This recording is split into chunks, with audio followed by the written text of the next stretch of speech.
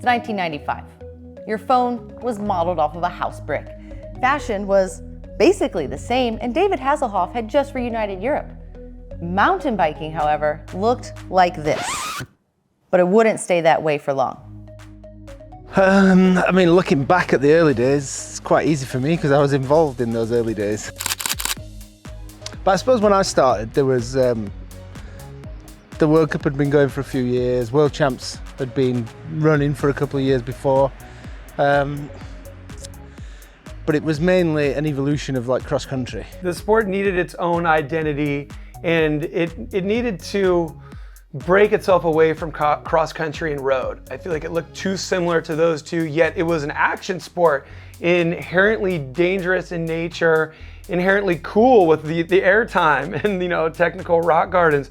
It needed to look like these riders meant business, like they were taking themselves seriously, like they were protecting themselves for the risks they're about to take. 96 was the first time I met Palmer, the start of 96 in Panticosa in Spain, and he came straight in. I was in a Nike, I was riding for MBUK, I was in a Nike onesie, full lycra kind of suit, racing in that, and Palmer just wore motocross stuff. He came in, baggy jersey, baggy pants, looking pretty damn cool. We all felt like idiots, I guess, after he came in looking so cool. When you first saw Sean Palmer riding a full suspension mountain bike with dual crowns that look like a moto, wearing gear that looks like moto, it was like this instant, like, you can't put words to it, but like, whatever this is, I want more. And then in 97, I signed for GT in America, and the GT program had some AXO, like motocross pants, but for the BMX team. So I got my hands on those as soon as I could once I got on the GT team. The era of Palmer and Petey sparked a massive change in how riders and racers wanted to look. And once that ball started rolling, it didn't stop for 2 entire decades with moto-inspired baggy kits. Although the sport changed hugely and protection improved to keep up with the more technical tracks, the bulky armor was still putting off some of the riders. So much so that some of them chose to get creative. The French rounds, we used to have to run back protection, and I got disqualified for running the cardboard taped into the jersey one time. And I know I wasn't the only one to do it, and I was a little bit annoyed that it got all the way to the race run. Like, I went through all practice with that thing taped in there.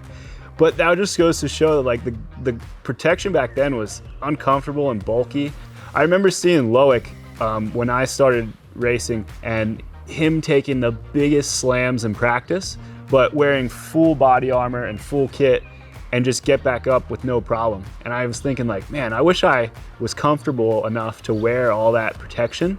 Riders like Loic Bruni showed us what we should be wearing, even if it wasn't as refined or as comfortable as it is today.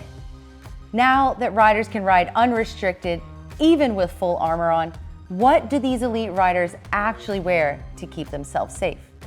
I wear knee pads, gloves, and chest protector, back protector. Knee pads, chesty, elbow pads. I always wear elbow pads. I would never ever go without knee pads and without gloves and full face helmet. These are the mandatory things for me.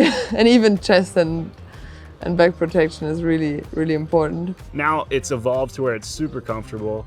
The protection's really nice to wear. I wouldn't ride without it now. I've got, I just don't want to have scabs all over my body. I want to be feeling as good as I can when I race, and it helps you to be able to push the limit in practice, take a hit, and not have any issues. Of course, clothing had gotten more comfortable, but the biggest changes to usher in that new modern era of mountain biking were just around the corner. In one dry, wet French race where the clothing would get tighter, the wheels were gonna get bigger, and it opened the floodgate for customization. We'd always had these sort of gentleman agreements that we wouldn't wear lycra, we wouldn't like take our visors off our helmets and all that sort of stuff for quite a few years because we wanted the sport to look really cool in the press. But there was definitely riders at that point that were starting to push a lot tighter pants and wearing like a size small instead of a size that actually fitted them. The first kind of bigger change I realized was when everybody went to pants instead of shorts, and the shorts were obviously wide and baggy, and Then everyone started wearing pants and they got a bit tighter and a bit more skinny everywhere, and also the shirts got tighter. I remember Loic always having the tightest kits.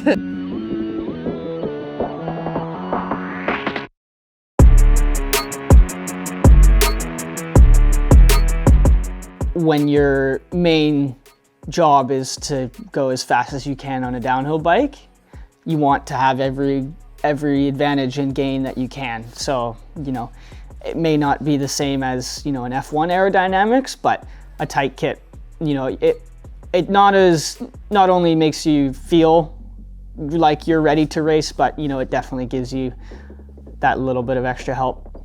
Looking fast is one thing. Feeling fast is another thing. And as riders were deliberately sizing down in their kits, it was only a matter of time before the sponsors stepped up and started to provide a kit that was fast straight out of the box. So what does it mean for riders to get a custom kit? And does it help or does it hinder? I think having a nice race kit is actually like motivating to me. If you're like feeling good in the kit you're riding in, you're riding more comfortable and you're like riding more confident as well, and it kind of makes you faster. I think I still get as excited as all the riders when the new kits turn up. You see a box and it's got Laurie's name on it, and I want to get straight in there and have a look what colour he's got this week. If you want to go out here and enjoy the sport, you want to be confident when you hop on your bike. And the kit plays a big part in that. You want to feel like you can move the way you need to on the bike. You want to feel like you're not restricted. And you also want to feel protected at the same time. And I think now we're coming back into a position where the kits are getting to be very close to that level of aerodynamics without looking so shit and giving you the protection that you need. But what about all the people who aren't interested in going between the tape? Where is mountain biking going next for them? And is it always destined to follow moto? I don't know if this is at all going to be relevant to what the piece is that you're doing, but you just reminded me of something I noticed. This year in the lift line at Whistler, one thing I really noticed is there was a time, you know, pretty much all of the time leading up to now, where when you get in the lift line, you see somebody with a custom bike or a custom jersey or a custom painted helmet, you're like, oh, who's this? It's probably somebody that I know. It's like somebody who's, you know, in the scene, a pro, and I'm aware of them. Either I know them or I've seen their videos. And now you get in the lift line and just like everybody's got something really cool, whether it's on their bike or it's what they're wearing.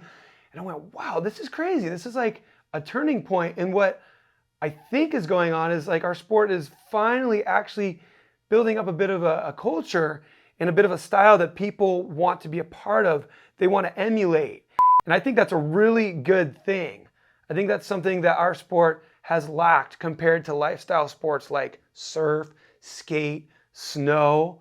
Our sport is younger than all those sports, so it makes sense that we're behind in that regard. But the fact that I start to see it happening right now, I go, oh, this is great.